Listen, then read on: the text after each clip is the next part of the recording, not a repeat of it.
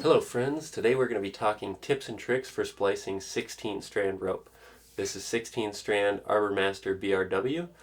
This will not be a full splicing instruction video, so if you need instructions for how to splice this rope, you can find them at the Samson rope website. They have PDF instructions. These are pretty straightforward ropes to splice. You don't need a lot of tools. I personally just use a measuring tape, a marker, 1/4 inch fid, vice grips, our anchor point for the berry, shears, whipping twine, needle, lighter, and our wire fid.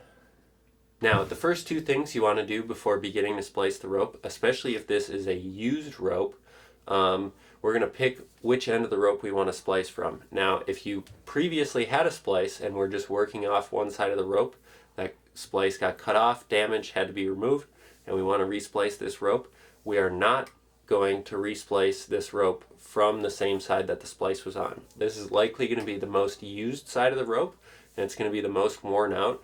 Used ropes are much more difficult to splice than new ropes because as it frays, some of these fibers start to get a little bit fused together, and the fraying and swelling kind of makes it a lot more difficult to do the berries, do the tapering, things like that. So even though it is possible to splice used ropes, it's going to be in your best interest to splice the least used side of the rope. So usually we're going to end up splicing the tail. That's going to kind of feel like it doubles the life of your rope because you're using the newer side of your rope now. So it's kind of got its second life. The next thing you're going to want to do, especially if it's used, not really if it's new, but if it's a used rope, you're going to want to wash the rope to get some of that dirt out of there. It also can help loosen things up a little bit, makes it a little bit easier to splice. You can use, I think, some softer detergents. Just check the manufacturer's recommendations for the specific ropes. I personally have used Dawn dish soap, but now I've picked up some Teufelberger Scrubba rope wash to use with my ropes, and that's going to be a great start to get you rolling on doing one of these splices. Alright, the first tip is once we remove all of the core strands from Mark C, what we're going to do is grab the tracer strand, just this thin ribbony piece of plastic that holds all the manufacturer information on it, and we're going to pull out as much of that as we can, and then it'll probably just break off like that. You want to remove as much of it as you can, because when you do the crossover, it can kind of get stuck and kind of messed up. So if we pull out the cores a little bit, we can get more of that tracer out. Since this is an old rope, this tracer is pretty brittle, so it's just snapping right off. Then what we're going to do is we're going to zero out the core, so milk it back from the knot as best you can.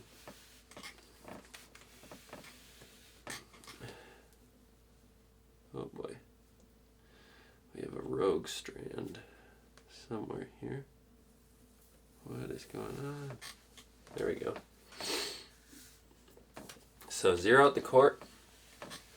And we do not need all of these core strands to be protruding, because this is kind of a lot to deal with. So as long as you zeroed out the core,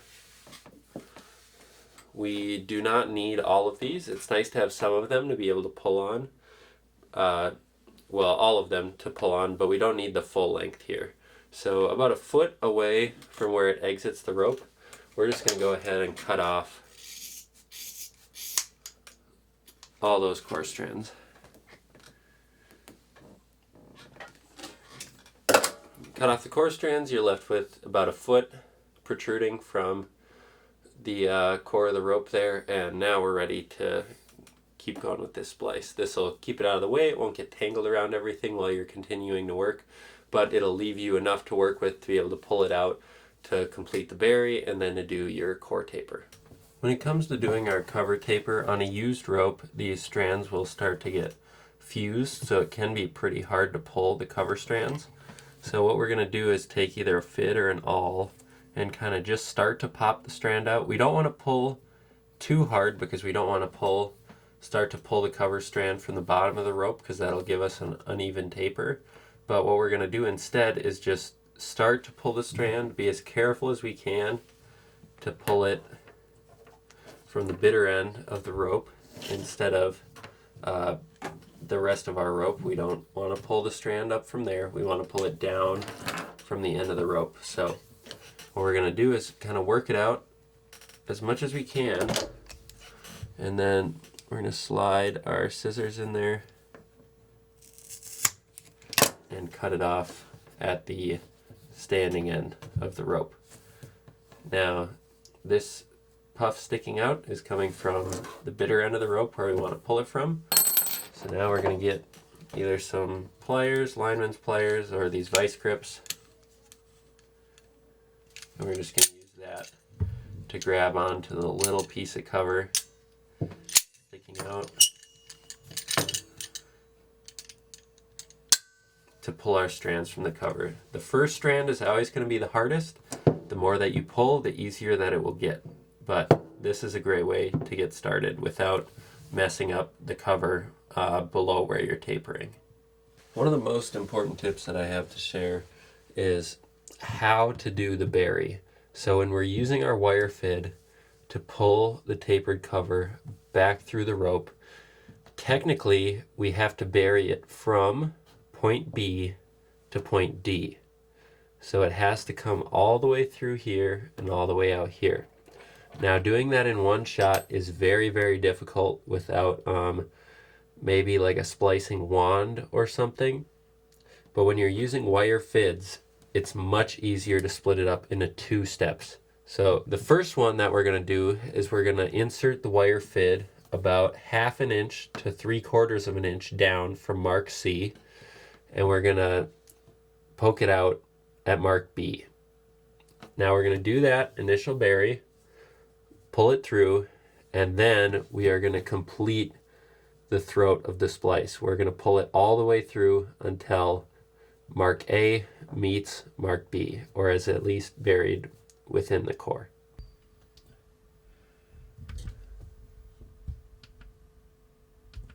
Alright, so we have our foot strap on there that I've been standing on.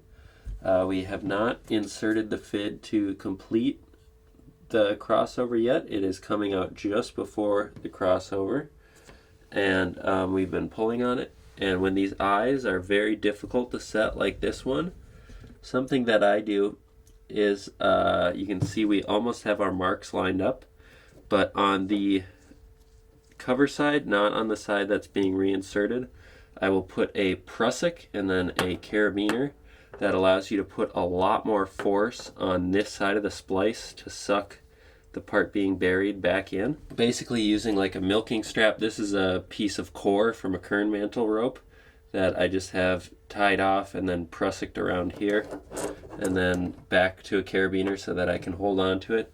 And that's something that allows you to put a lot of force on only one side of the eye so that you can pull the eye or pull the bury back into the throat of the splice. We have now finished forming our eye to the desired size and matching up marks A and B. Now it's time to finish burying the cover through the crossover. We have inserted our fid at point D, and it is coming out just past point C from the exact same hole that the cover strands are coming out of. Now this is the most important part, is that you have to make sure that the fid is coming out of the same exact part of the cover that the buried cover is coming out of. Otherwise, it's not going to work. You have to be very careful that they come out of exactly the same hole in the cover. Now we're at the point where we'll just be able to finish the bury, and the rest of the splice is pretty straightforward from there. This trick makes it so much easier to complete this, especially since with used rope it's kind of a battle to complete this part of the splice. So being able to split up the friction from this part of the splice and this part of the splice makes it a lot easier to do. It's just a little finicky, making sure that you get this part right, making sure that your fid comes out of the same part of the rope as the cover, but otherwise that is it. This makes it a lot easier to do, and from here on out it's just textbook, follow the instructions to do your tapers, and the splice will come out very nicely. There we have it, a nice completed whipped 16 strand splice. I left the eye a little bit bigger on this one because this is going to be pretty much just used for rigging at this point, not so much climbing anymore. They make great light duty rigging lines. And yeah, I hope that some of those tips were helpful. Let me know if you have any tips for splicing 16 strand rope. It is one of the more basic splices, but just based on how long you have to bury it for, and especially when it's used, how kind of tough to work with it's a little bit of a problem, but definitely quite doable. So yeah, I hope you found this video interesting, and hopefully we'll be doing a climbing video next. I got some things that I'm thinking about, but yeah, hope to see you in the trees again soon. Bye.